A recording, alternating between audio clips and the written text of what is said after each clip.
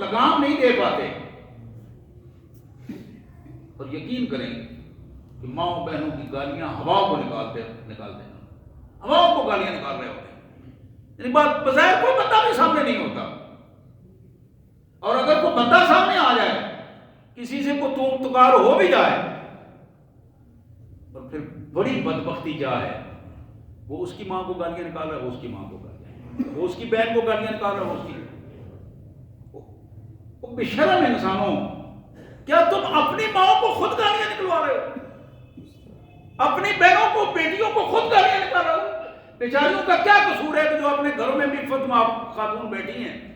تم اپنی ذات کی تسکین کے لیے اپنی ماں بہنوں کو گلیوں میں ذلیل و رسوا کر رہے ہو ان کے نام لے کر.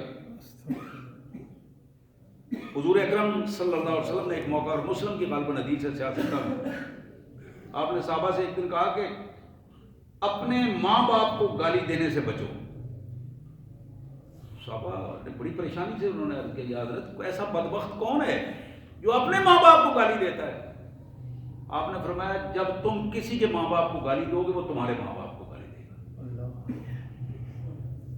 اپنی زبان کو صاف رکھنا صدقہ ہے. امر بالمعروف, دوسرے کو مجبور کر دینا پیار سے, محبت سے, اخلاق سے, تاکہ وہ گالی نہ نکالے, یہ صدقہ ہے.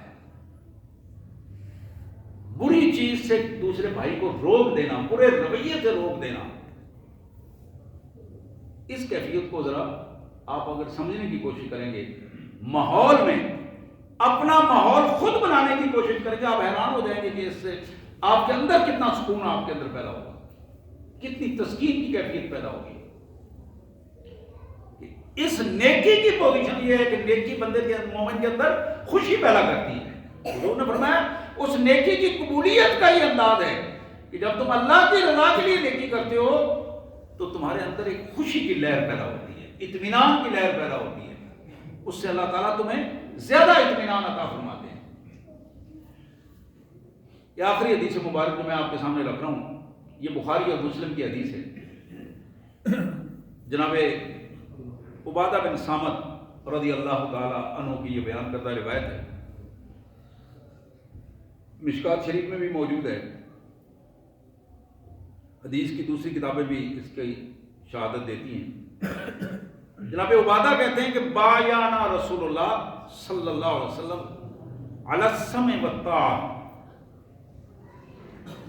ہم نے اللہ کے رسول صلی اللہ علیہ وسلم کے دستے حق پرست پر بیعت کی.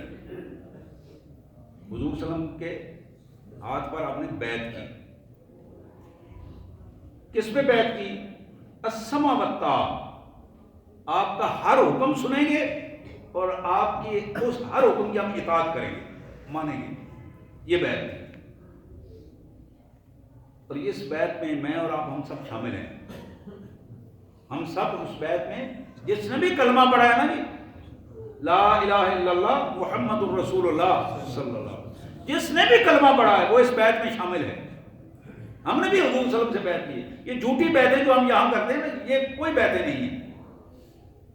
بیعت صرف دین اسلام لانے میں بیعت ہے یا جہاد کی بیعت ہے.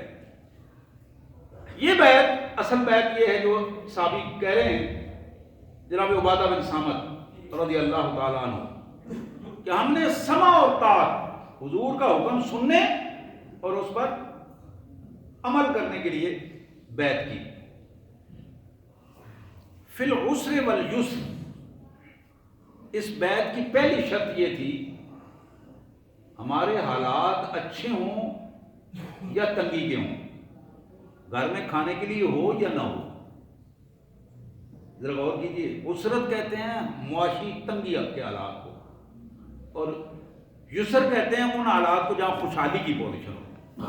فی العسر والیسر, ہر حالت میں ہم اللہ کے رسول صلی اللہ علیہ وسلم کی بات سنیں گے اور آپ کی بات کی اطاعت کریں گے. پھر فرمایا والمنشط والمکرہ, ہم خوش ہوں یا پریشان ہوں, خوشی کی تقریب ہو, ولیمہ ہو رہا ہے, عقیقہ ہو رہا ہے, منگنیاں ہو رہی ہیں, یہ خوشی کی تقریبات ہیں, کیا ہوگا؟ السمع والطاعہ، اس میں پہلے خیال کریں گے کہ اللہ کے رسول کا فرمان کیا ہے، اس پر عمل کرنے کے لیے تیار کریں گے اپنے آپ کو، چاہے ہم بہت زیادہ خوش ہوں یا بہت زیادہ پریشان ہوں، دونوں صورتوں میں محمد رسول اللہ صلی اللہ علیہ وسلم کے حکم کی پابندی کریں گے۔ پھر انہوں نے عرض کی، جناب عبادہ بن صامت فرماتے ہیں میرے آقا نے فرمایا وَعَلَىٰ أَثَرَةٍ عَلَيْنَا، دین اسلام میں رہ کر، امت میں رہ کر اگر ہم پر کسی کو ترجیح بھی دی گئی تو ہم پھر بھی سمع و اطاعت نہیں چھوڑیں۔ ہمارے جگہ پر کسی اور کو لایا، ہمیں تھوڑا پیچھے کر دیا گیا، یہ بہت بڑی بات ہوتی ہے جی۔ یہ جو ہمارے فرقے بنے ہیں اس وجہ سے بنے ہوئے ہیں، کوئی اپنی وہ عمارت چھوڑنا نہیں چاہتا، کوئی کرسی چھوڑنا نہیں چاہتا، یہ کرسیوں عمارتوں اور یہ سارا پیٹ کا جھگڑا ہے، میدے کا سارا مسائل ہیں، سارے وہ سارے جھوٹی عمارتیں اور جھوٹے یہ قصے کہانیاں لے کے بیٹھے ہوئے ہیں، یعنی ایک ایک مسلک کی 20 جماعتیں۔ آپ علماء بریلویہ کی جماعتیں دیکھیں، 150 سے زیادہ جماعتیں ہیں، علماء دیوبند کی جماعتیں دیکھیں، کم از کم 50-60 جماعتیں ہیں، ایک ہی مسلک ہے، سارے کہتے ہیں میں دیوبندی ہوں، وہ سارے کہتے ہیں ہم بریلوی سنی ہیں، لیکن جماعتیں الگ الگ ہیں۔ علماء اہل حدیث کی 15-20 جماعتیں بنی، سارے کہتے ہیں ہم اہل حدیث ہیں، کوئی غرباء اہل حدیث ہے، کوئی پروفیسر صاحب کے ساتھ ہے، کوئی اپنا دوسرے پروفیسر صاحب کے ساتھ ہے، کوئی کسی کے ساتھ، کوئی کسی کے ساتھ، اہل تشیع کی 20-25 جماعتیں۔ اب یہ کیوں ہے ایسا؟ وَعَلَىٰ أَثَرَةٍ عَلَيْنَا، یہ بالخصوص نصارہ کو مخاطب کر کے حضور صلی اللہ علیہ وسلم نے فرمایا کہ بیعت کرو، مہاجرین تم بھی اور نصارہ تم بھی، کہ اگر تم میں سے میرے بعد بھی تمہیں کہیں آگے پیچھے کر دیا جائے تو پھر بھی دین سے پیچھے نہیں ہٹو گے۔ ہم نے دین کے ٹکڑے کر دیے ہیں، ان چکروں میں آ کر دین کے ٹکڑے کر دیے ہیں، اور بالخصوص نصارہ کو پھر مخاطب کیا آپ نے، میں پڑھ رہا تھا یہ حدیث مبارک، نصارہ کو پھر مخاطب کیا کہ میرے بعد ممکن ہے تمہارے سٹیٹس میں کوئی فرق آ جائے، ممکن ہے کہ حکومت بنے اور تمہیں کوئی بڑا عہدہ نہ دیا جائے، تمہیں پیچھے کر دیا جائے، لیکن یاد رکھنا دین سے پیچھے نہیں ہٹنا، دین سے پیچھے نہیں ہٹنا۔ اور انہوں نے ثابت کیا، اللہ کے رسول صلی اللہ علیہ وسلم کے آپ پر جو بیعت کی تھی وہ ثابت کر دکھائی آخری سانس تک کہ رسول اللہ صلی اللہ علیہ وسلم کے حکم کے مطابق آپ نے آپ کو ثابت قدم رکھا۔ تو یہاں اس کیفیت کو بتایا گیا، وَأَن نَنَازِعَ الْأَمْرُ أَهْلَهُ إِلَّا أَن نُرَدَّ كُفْرًا بَوَاحًا عِندَكُم مِّنَ اللَّهِ فِي بُرْهَانٍ، ہم کسی بھی فرد پر اس کے خلاف نہیں اٹھیں گے، خاص کر امت میں، جماعتوں میں، کہ جب تک سریعاً کفر کی کوئی بات نہ کرے۔ کفر کیا ہے؟ اللہ کا انکار کر دے، اللہ کے رسول کا انکار کر دے، قرآن کا صاف انکار کر دے، قیامت کا، یہ کفر ہے۔ چھوٹے چھوٹے اختلافات کی وجہ سے ہم نے امت کو ٹکڑے ٹکڑے کر دیا۔